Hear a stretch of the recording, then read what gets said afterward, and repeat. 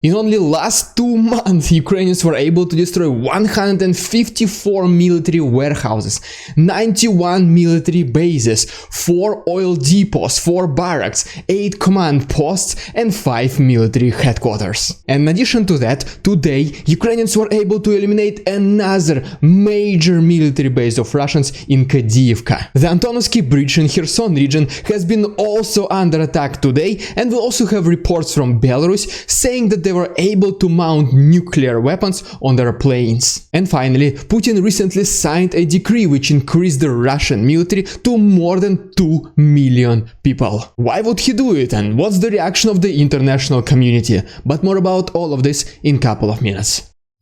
What's up, investors? It's the Russian Dude. Happy Friday, everyone. And let's go straight to the point and talk about the destruction of major military base of Russians in Kadiivka. As you can see from this picture, this is a completely destroyed Donbass hotel which Russian soldiers were occupying. And according to the head of Luhansk region, Sergei Gaidai, as a result of precise attack by Ukrainians, more than 200 Russian soldiers were eliminated. But this was not the only major military base of Russians which was destroyed today. In this video right here, we can see the destroyed military base of Russians called Petnashki, which is located in Donetsk. It has been reported that the secret location of this base has been accidentally leaked by a Russian blogger. And as a result of this attack, many Russian soldiers have been eliminated, and the majority of them were the private military group of Denis Pushilin. But Russians also responded with the shelling of Avdiivka. And as a result of this attack, a local marketplace was destroyed. And before we talk about another Russian infiltrator being terminated in the south, here are just quickly couple more videos from Kharkov. As you can see from this video, Azov soldiers were able to destroy a military warehouse of Russians in Ternova. And yes, as you might have guessed, the response of Russians was to destroy another marketplace in Kharkov called Barbashova. Alright, and now let's go to the south. And while I'm doing this, please consider liking this video and subscribing to my channel if you like this style of daily updating. Our first picture comes from Zaporozhye, and as you can see, Ukrainian air defense system was able to intercept couple Russian missiles. Then we go a little bit more to the south, to the city of Berdyansk. And as you can see from this video, the car of another Russian infiltrator slash collaborator, Alexander Kolesnikov, has been exploded. In several seconds I'll be talking about another attack of Ukrainians against Antonovskiy Bridge, but here's just one last quick video from Nikopol. And as you can see right here, as a result of Russian shelling, a civilian area has been caught on fire. Okay, and now as promised, let's talk about the Antonovskiy Bridge. And to be honest, I don't know how much longer this bridge can last. As you can see from this video, there were literally multiple attacks of Ukrainians against this bridge. But guess what?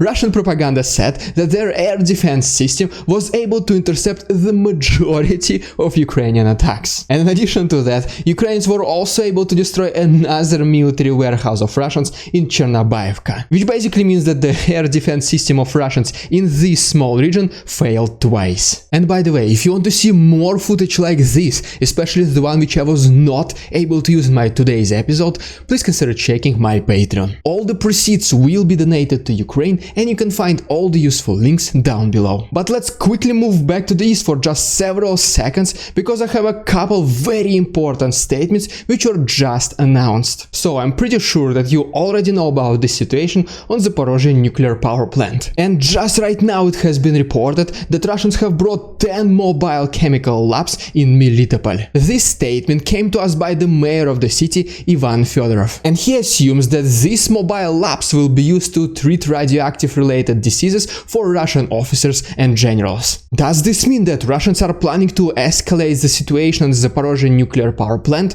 We don't know yet. But what we do know is that the Vice Prime Minister of Ukraine, Irina Vereshchuk, announced that there most likely gonna be a mandatory evacuation from Zaporozhye and Mykolaiv regions. And as you can see, these are the regions which are dangerously close to the nuclear power plant. Alright, before we talk about another major point of this video, which is Putin increasing the army to more than 2 million people, Here are just a couple more words from Belarus. If you remember, this Wednesday the president of Belarus, Alexander Lukashenko, congratulated Ukraine with the Independence Day and wished them a peaceful sky, while simultaneously held out Russians to attack the north of Ukraine from the territory of his country. But anyways, the Ministry of Defense of Ukraine made a tweet and they were also wishing a peaceful sky to Lukashenko, but in different meaning. And for some reason the president of Belarus did not appreciate this gesture of a goodwill, and now he's saying that his planes are equipped with nuclear weapons. And so just let me know in the comments how serious you take his threats. Okay, time to talk about the highlight of this episode. Yesterday the president of Russia, Vladimir Putin, signed a decree which increased the Russian military to more than 2 million people. I did quickly mention this in my previous video, but right now I want to talk about the reasons and the reaction of international community. The majority of Western media thinks that this is a signal that Putin is preparing for a long war. And to support this point of view, some other media agencies, they give us the forecast for the next 6 months of this war. For example,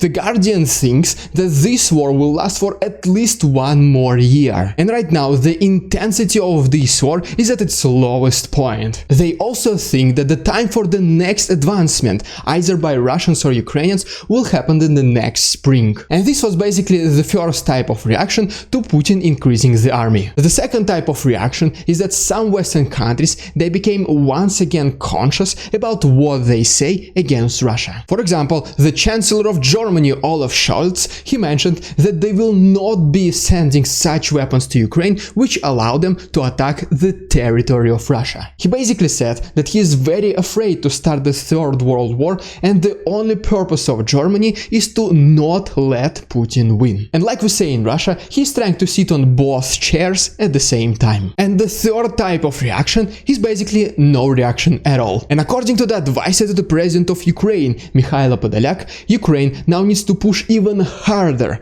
because Russia right now is weak, exhausted and slow. He also said that the peace talks with Russia right now are the equivalent of a death sentence to Ukraine. And the reason for this, it is because you can never trust the Russian government because they will inevitably break all the promises. And at the same time, during these most likely very long peace talks, Russian army will have enough time to recover.